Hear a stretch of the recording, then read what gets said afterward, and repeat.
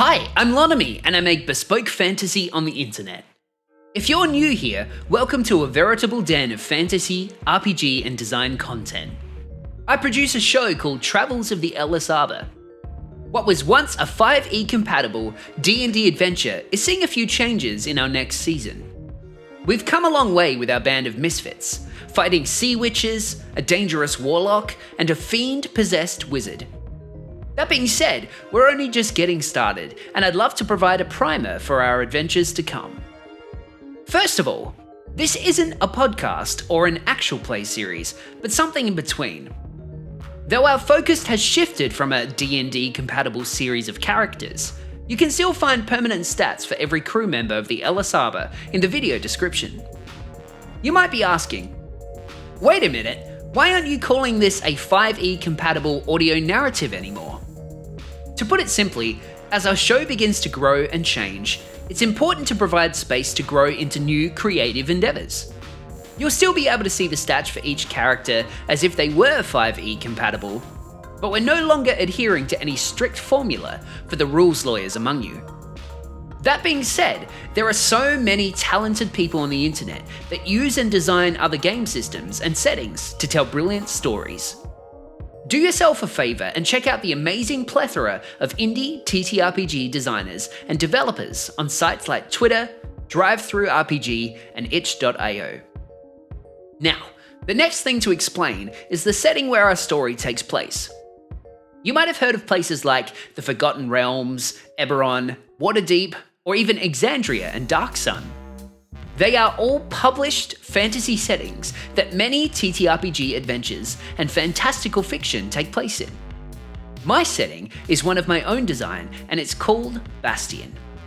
Thematically, it's very dark fantasy inspired and takes elements from modern video games like Final Fantasy and Dark Souls, layering them over the top of a magic-heavy and culturally rich world of spells, dragons, and more. Bastion is my one true passion, and something my patrons and I, over on Patreon, have had a great time populating with all kinds of fauna, factions, people, and places. Of the 6 continents of Bastion, Ellis Arbor takes place on one called Farreach. Now, together, there are 5 members of the crew of the Ellis Arbor, not including the ship itself, but we'll get to that. You have Nout, the crew's first mate and a local of Bastion. He's of a unique race called Cyan. If you're trying to approximate him, imagine a Gith-Yankee artificer from the Spelljammer campaign setting. Moore is a Myconid, a mushroom creation of the Underdark. They are a magical savant that can conjure powerful, evocative spores from their body. Carpathian is the group's wizard and the arcane navigator for the ship that is their namesake. He conjures the power of onomancy to bind powerful entities to his will, all written in his tome of names. Edward is pretty much a whiz kid, a prodigy that is as handy with a wrench as he is with his bespoke arcane rifle, Pulse. And finally, the dashing captain himself, Darian. The captain is inspired by the kind of pirates that like to lurk in the shadows, lying in wait for hapless prey. He's handy with a hammer and his pistol, not afraid to pull out the fisticuffs in order to protect his crew.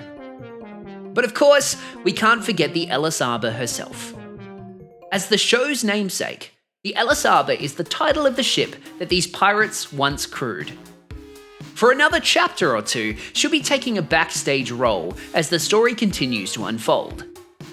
Don't worry, she's sitting safely in Darian's breast pocket, confined to a magically protected bottle, like an expertly built miniature sailboat.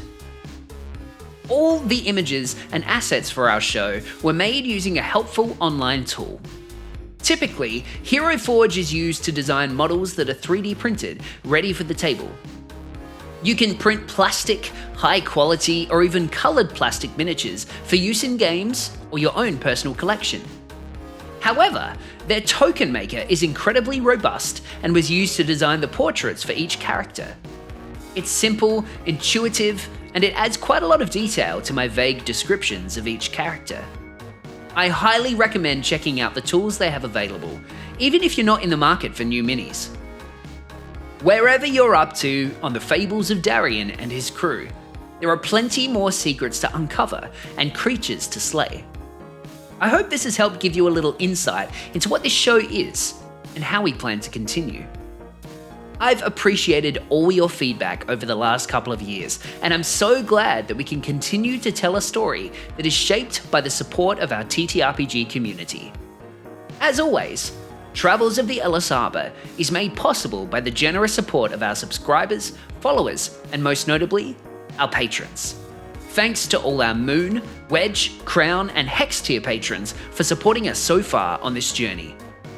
It really helps me out if you could subscribe, comment, or leave a like on a video.